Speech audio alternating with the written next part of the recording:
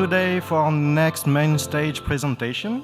We are extremely lucky to have Shiew Yeu Loh, the Senior Outsourcing Art Manager at Riot Games, who's going to walk us through how we can better navigate external development within today's climate. Please join me and welcome the amazing Shiew Yeu on stage with me.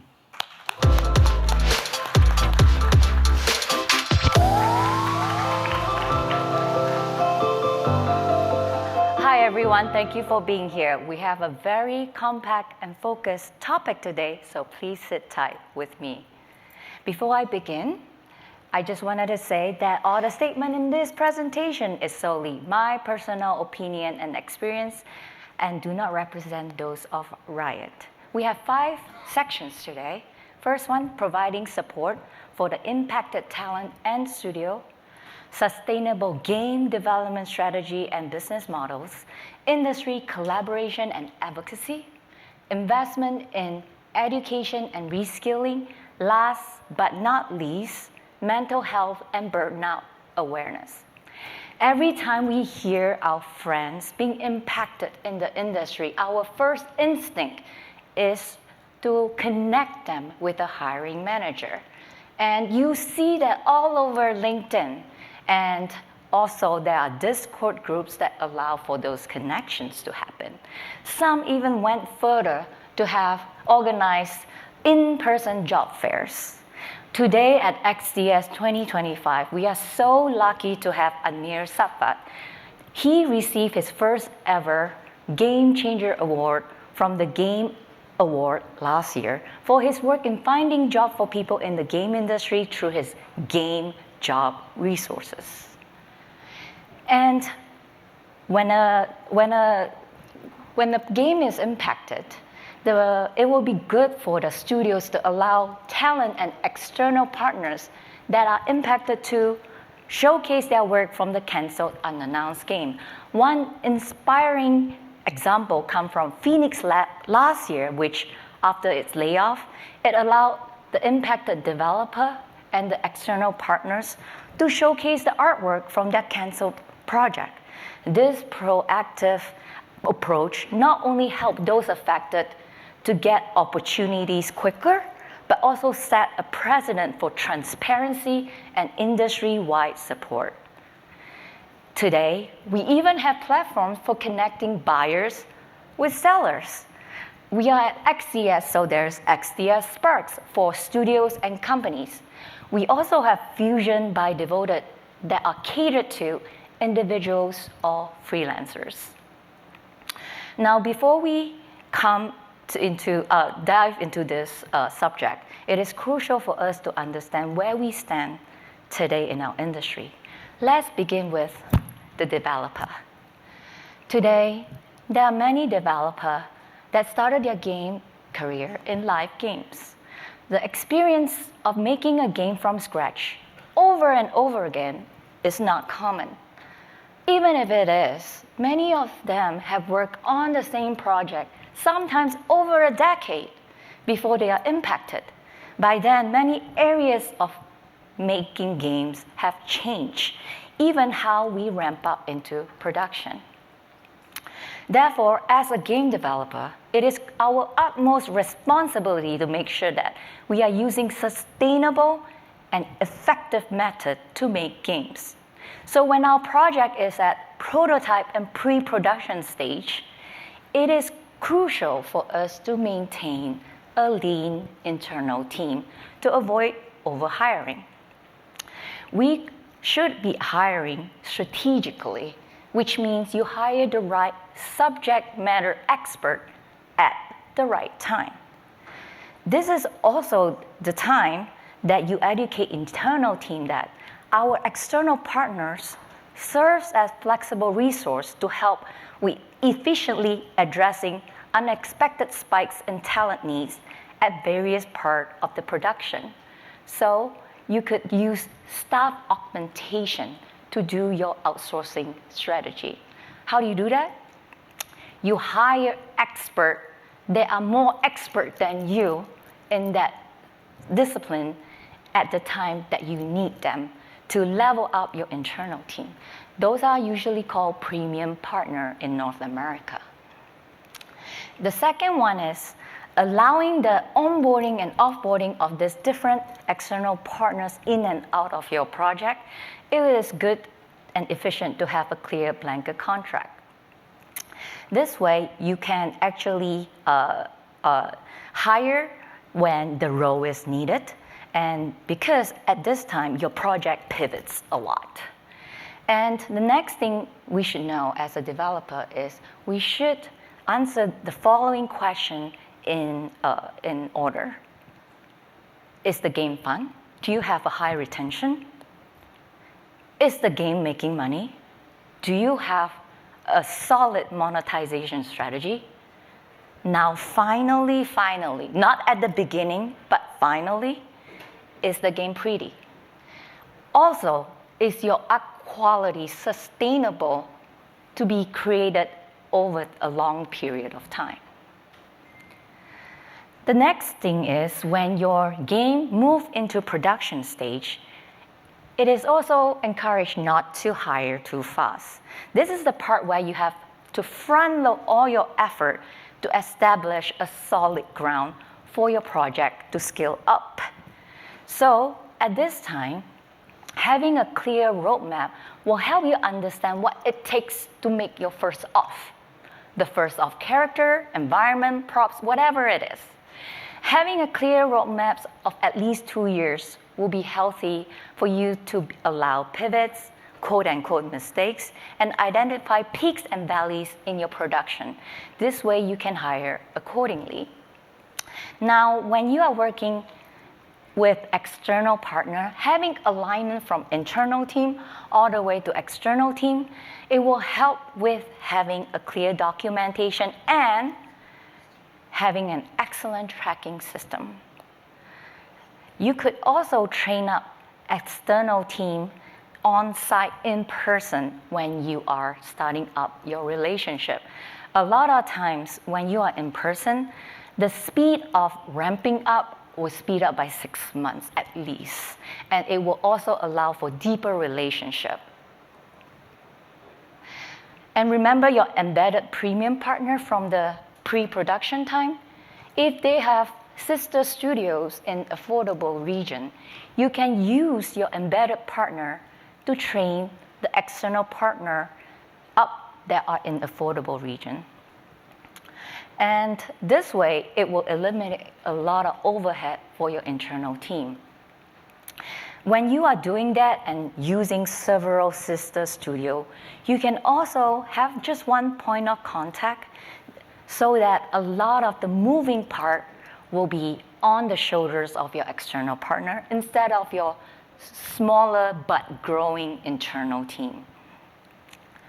And every time you have a mature pipeline, it is advisable to at least have 2 partners.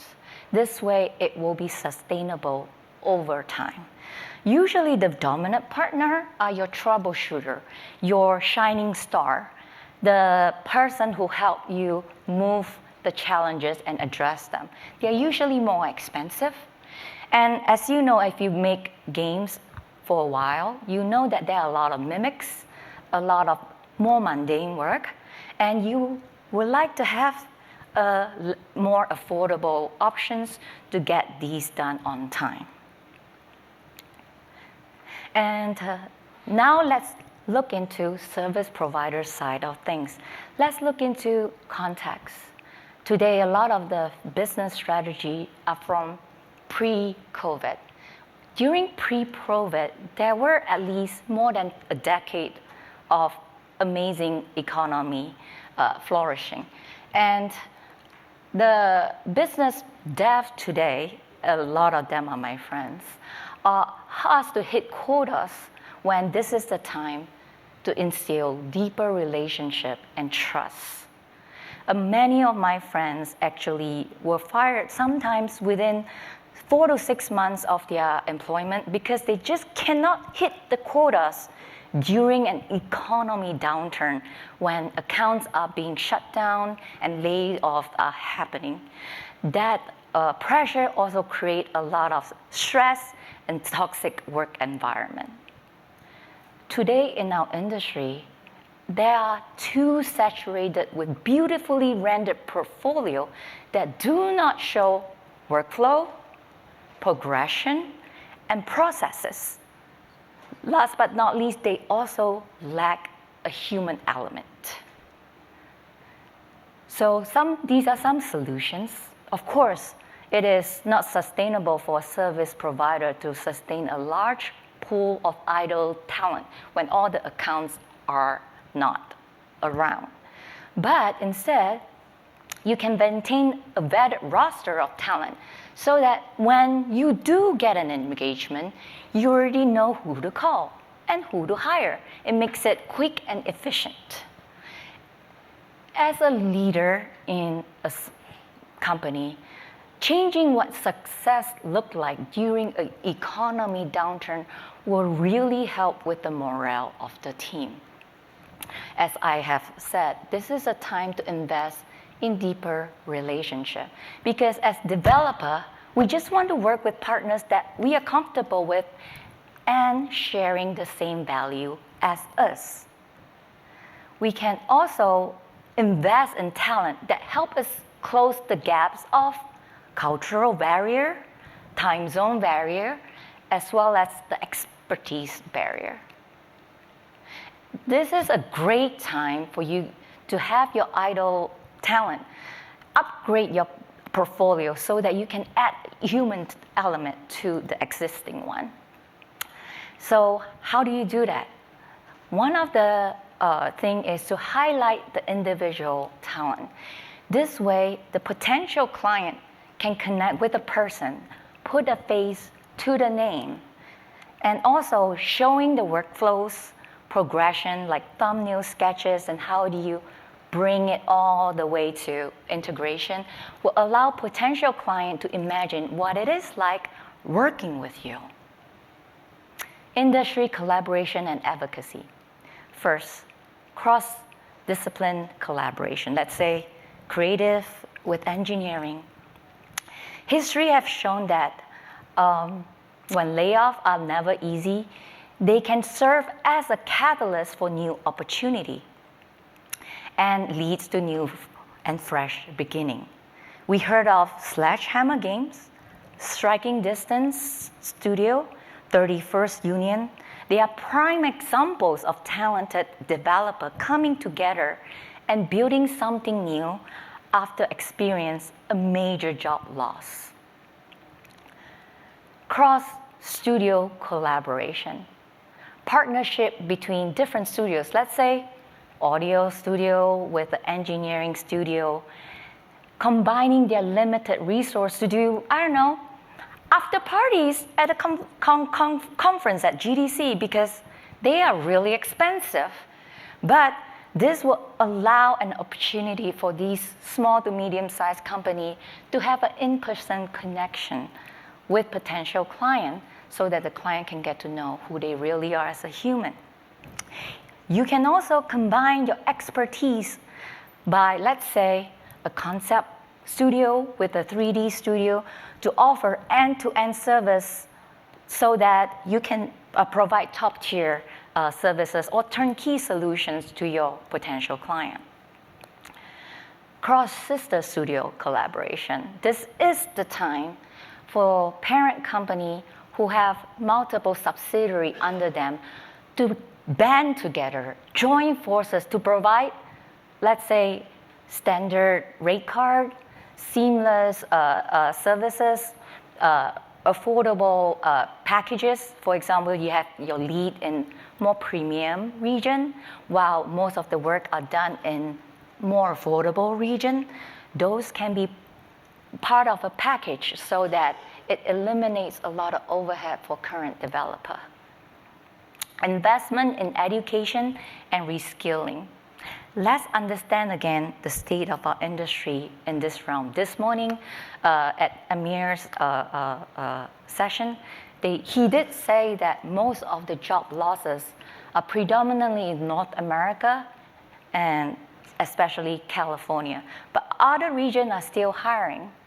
But because the demand is increasing for service providers to have deep expertise in workflow and practices of North American and West European development teams. To bridge this gap, many of these service providers are hiring from North America and West Europe to migrate to their hometown to level up the local talent. So there is a job shortage, actually. But the problem is that asking someone to uproot their life and sometimes move their whole family across the globe is a significant and scary change. So what should you do? Instead of offering them upfront a full-time job, you could ask them, especially those that are impacted but still very talented, come over to your country to do a 2 to 3 weeks workshop or to be a speaker at a conference. Recently, Coded Art got some funding and grant to get certain talent from North America to teach his team in Trinidad for a week. And it only benefits both sides. And during that time, it's a great opportunity for the talent to understand the local culture, connect with the local talent in the studio. This is also a chance and a stage where both sides can see, hey, is it a good fit? And if you time it correctly, if the person have a family, he can also bring the family over during summer, let's say, for Americans, and the family can kind of imagine what it is like moving over and living there. If money is an issue, I know Caiaphas from Coded Art has got some grant from local government and nonprofit to sponsor the talent if the cost is too high. And there are a lot of my friends who might grow up in affordable regions like Malaysia, Vietnam, whatnot. But because they are impacted and they are not able to find jobs where they are currently in North America or West Europe, when they were there for school and then had a life there, they need an opportunity to be able to return to their homeland. So identifying those talents will really help to allow them to return home and contribute to the game industry. If money is really the issue and the challenge, you could do free webinar or virtual workshop. There are a lot of impacted talent today that have a lot to share.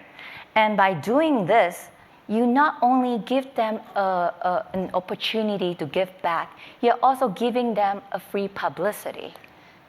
At the same time, people who wanted to learn can learn for free, and it's free for all to join. Mental health and burnout awareness. Providing support and resources for the affected today, it is very, very important. It's not just about money. Just meeting up with your friends who are impacted, meeting up for food, going for a hike, doing networking events, having that peer support system. I actually have a virtual wine meetup with women in external development because we used to just see each other twice a year. That really helped us to create a space that remind ourselves that we are not defined by our job title or our current circumstances. These connections are not only social, they really boost the spirits of everyone. It also provides a safe space for us to share valuable insight and create opportunities for collaboration. Next, people that have jobs today are also affected. They are currently doing jobs of 2 or 3 people. Crunch time and burnout is real. I have friends who quit her job to save herself because of burnout. So having a sustainable work practice will maintain talents in our industry. Today, we have such an exodus of talent going out of gaming, seeking employment elsewhere for the sake of stability and mental health. Because frankly, most people who work in the gaming industry are sincerely passionate about what they do. So let's come together, help and support each other, explore sustainable and effective solutions. Let's share resources even if our company are in rivalry. Also, let's create safe space for each other to be only human. Thank you.